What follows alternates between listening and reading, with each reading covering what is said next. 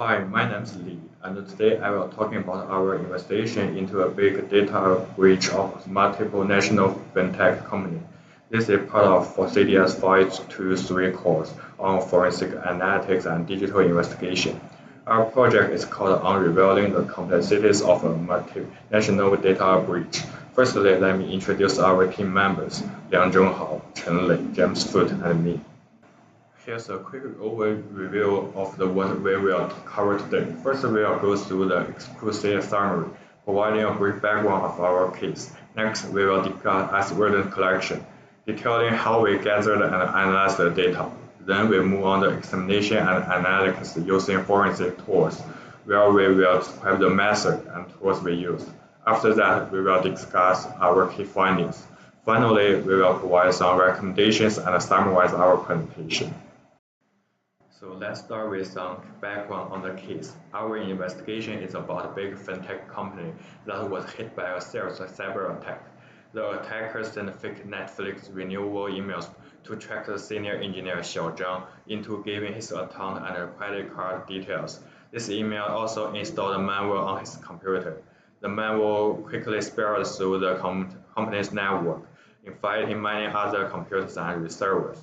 The attackers managed to get into important systems and stole a lot of sensitive data, including customer information, financial records, and provide documents. They sent this data to the servers in different countries using encrypted channels. A few days later, the company's cybersecurity team noticed unusual data upload and realized something was wrong. That's when they called in our digital analysis team to investigate these issues and find out what had happened. Now that we will cover the main goals of our investigation, let's divide into specific research activities we carried out to achieve these goals.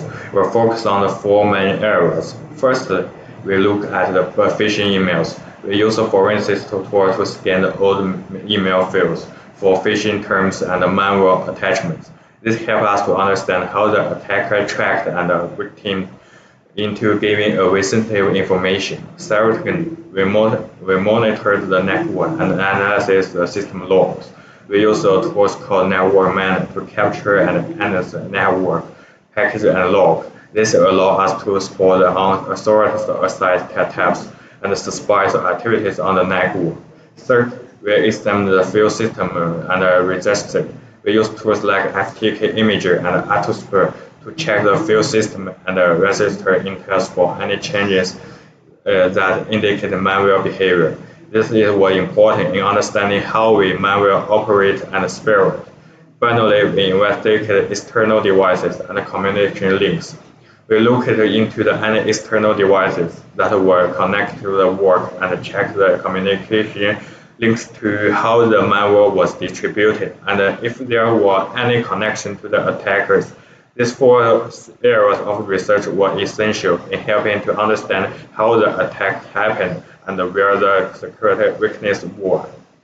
So next, let's talk about our key findings. Firstly, we found that advanced phishing emails lead to the installation of the malware. This malware then spreads through the company's network, accessing core system. Finally, the attackers stole sensitive data, including personal information and financial records. This finding highlights the significant impact of the attack and the weakness in companies' cybersecurity defenses. So our team has four key members. The Li Long is me, the chief of forensic investigator. It's lead to the team and reviewed our work. Liang Zhenghao, our legal advisor, ensure that we follow legal procedures. Chen Lei, the digital forensic analysis, handle the digital evidence and wrote the report. Finally, James Foot, the cybersecurity specialist. He analyzed the network vulnerabilities and attack paths. So here's my part. Thank you for listening. At the crime scene, we identified the location as Lab 4 on the third floor of the College of Computer Science at University of Science Malaysia. This lab is used for daily computer science classes and experiments. There were no signs of forced entry, suggesting the hacker gained access during pre-session times. The lab store logs and the security system were intact, so the hacker may have used a legal method of entry or had access keys. At the crime scene, we collected several pieces of evidence, including the ASUS Expert Center desktop used by the hacker and a Alexa USB stick containing a copy password. The hacker's IP address was traced and matched the network activity in the lab on the day of the attack. This suggests the hacker used the campus network to hide their identity. The victim's Dell Optiplex 9020 desktop, running Windows 10, had basic security software like Windows Defender and Albert Malware Fighter, but lacked advanced protection. A phishing email disguised as a Netflix update request tricked the victim into clicking a link, which installed malware and a Trojan horse that spread across the network, seriously compromising the system's security. Windows Defender failed to detect any risk, indicating no action need. Albeit Malware Fighter found two risks: driven as setup.exe and victim set.exe. RAV endpoint protection also flagged a suspect fail.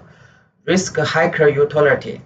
These findings show important security risks on the victim's computer. To ensure evidence security, all evidence was stored on a Western Digital Element external hard drive. Access was restricted to 3 investigators, with the lead investigator having exclusive write permissions. All evidence was backed up to secure storage devices to prevent data loss, ensuring the safety of the evidence throughout the search. Hello, I'm James. I'm a cybersecurity expert, and I'm going to talk about the forensic tools that we're using for investigation. So the first tool is a network forensic tool called Wireshark. So we use the Wireshark to monitor the Wi-Fi traffic, the traffic between the company's intranet and the external networks. So from that, we identified the connection to a suspicious server in Eastern Europe.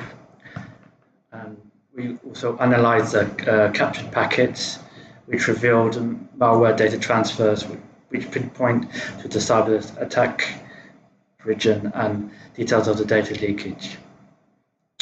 So we wanted to use another network tool to really confirm there was malware involved. So the next tool we used was Network Miner. So through this analysis, we found the IP addresses.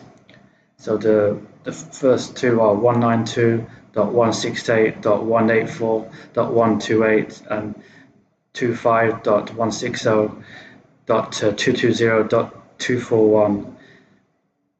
Found a high volume data exchange with external servers, which were 243.225, 222.227, and 14.139.149.62, suggests that there were data leakages happening, and which led to the unauthorized communication, which led to malware. So now that we've finished talking about the network forensic tool, we want to scan the hard drive of the victim to find more evidence or to confirm the evidence. So the first step we used was using the FTK imager tool. So we selected the locator drive because we don't want to scan the whole hard drive. We just want to get a partition of the hard drive, and so we can focus on relevant parts of the hard drive. So step 2, we use the raw format, which will do a byte by byte partition of the drive. It will capture all the data, including the deleted data. And then step 3, we'll enter the case details. So the case number will be 001, and then we'll put all the other details as well with that. Okay, so now we're going to verify the results of the hard drive scan. So the first one, you can see all the hash results, and that we can see that there are no bad blocks in this, that the data has not been tampered in any way, and it matches records in the report. And yeah, then we go back to the next step. We can see all the metadata results. You can see that created by Access Data FTK and case number 001, and a confirmation that the description is C drive evidence hacker. So the next one, you can see that the operation is completed. It took 1 hour and 15 minutes to complete. You can see that it's stored on the E drive called evidence, and the confirmation image was created successfully. And then finally, you see all the image files of the evidence. So there's quite many of them here.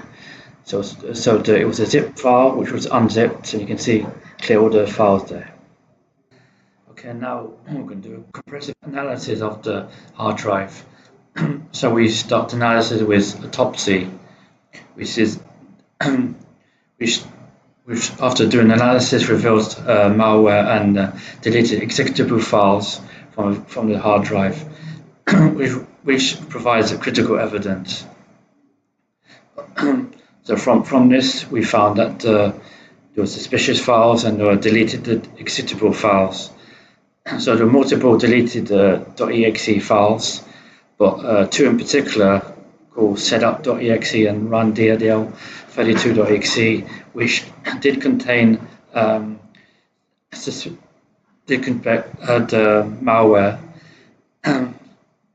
So that provide links to the malware installation and execution.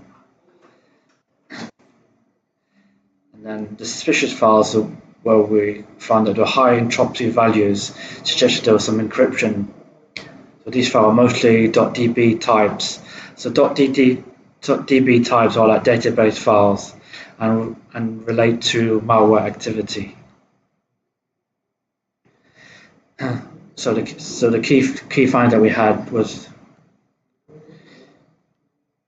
we found that there were 29 metadata items, 99 recent documents, 8 encrypted files, 6 suspected encrypted files, and a suspicious user file, and flagged 8 bad items and 6 suspicious items for further investigation. So I'm just going to go briefly through the procedure that we went through. So talk about autopsy, where we created a new case, and from that we had to put in the case information and select the data source as well. And from that we could analyze quite a few things. So we could analyze the web history in autopsy. There are so many entries there, and some of those entries had redirection, which sounds suspicious because it's redirected to a malware. And then so many suspicious items as well, which we just talk about, DB database files, and then some of those linked to malware as well. And then we analyze a bit on suspected user content detection. You've got so many entries here. You have bad item, suspicious item, score. When you can see bad items and score has a red circle with an exclamation mark, which is deemed suspicious. So it's basically linked to malware. And encryption, those are high entropy values in encryption, which again lead to the malware. And then obviously the deleted files, which are all .exe files, which are suspicious as well. Okay, now we're going to analyze the malware file called drivereasysetup.exe. And for analyzing this, we use a software called File Analyzer. So in this software, we looked at the information and timestamp to confirm activity history of the files in the system, which identified system libraries and functions that the file depend, indicating potential malicious activity. So malicious results were found in string, and so the file stamp may have been forged, as it dates back to 2017.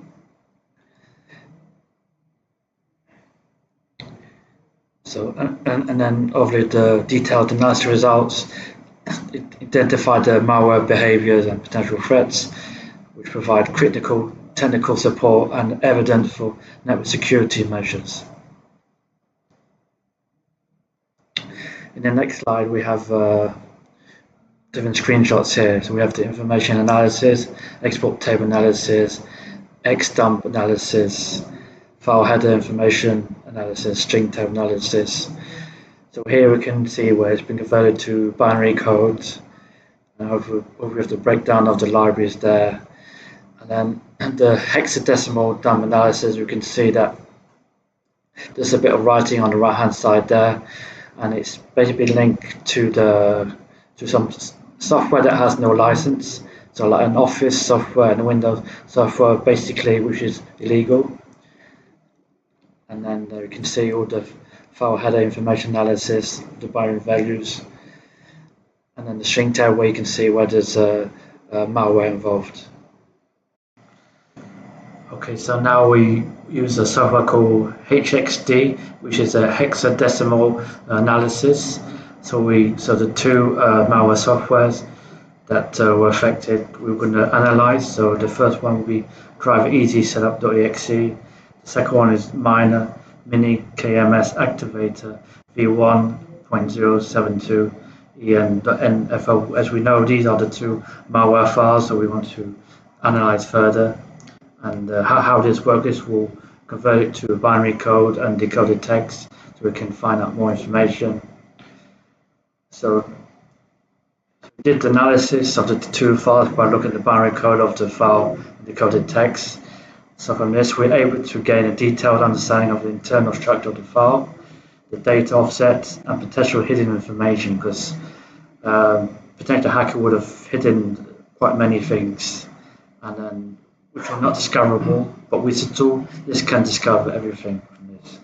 So this detailed low-level analysis allows us to identify possible malicious code or abnormal behavior in these files and verify suspicious signs found through network traffic, as we've analyzed earlier, and hard disk analysis, which we've done earlier as well. These analyses further correct the link between the files and malicious activity, providing key evidence to fully understand and respond to this threat. And you can see on screen, you can see the screenshot of all this been happening. Okay, now I will make a final report of this project from 3 aspects: discussion, recommendation, and conclusion. First, the discussion. By analyzing the company's network traffic and hard disk images, we find multiple abnormal connections and malware data transmission, and find the path of the network attack and the details of the data leakage. Through further analysis, we find that the host involved frequently exchange data with external servers, and there was a potential risk of the data leakage. We must again use the autopsy tools, detailed field analysis, and hexadecimal analysis for in-depth forensic analysis. We found encrypted fields and deleted executable fields. Further confirmed the malware activities and verified the malicious nature of these fields. In summary, we believe that this incident was caused by advanced phishing emails that led to the installation of malware, which spread and accessed the company's core systems and stole sensitive data. Second is recommendation. Based on the results of our investigation and forensics, we give the following suggestions. The first is to strengthen email security, adopt advanced security suites, MFA EDR solutions, improve network protection, and regularly conduct security awareness training and for phishing attacks. The second is to develop and regularly test the incident response patterns, establishing communication protocols and channels, ensure timely reporting of security vulnerabilities, and escalate the key issues to senior management and stakeholders. The third is to work with legal counsel and regulators, comply with data breach notification requirements, and review internal procedures and place to ensure compliance with industry-specific regulations and the data protection standards. Finally, the investigation into the cyber attack on this multinational fintech company revealed that the attackers had exploited surgical vulnerabilities through a sophisticated phishing campaign, gaining authorized access to sensitive data. Malware was found on the company's computers, which spread rapidly once installed, exposing the company's shortcomings in network security, zoning, and incident response. Despite the basic security measures, release outdated antivirus solutions and a lack of advanced threat detection machines left the company vulnerable. The forensic investigation provided valuable insights, and the report has been forwarded to the police to further investigation. The incident highlights the need to improve email security, employee training, networking zoning, incident response, endpoint protection, and threat detection machines. Okay, that's all. Thank you.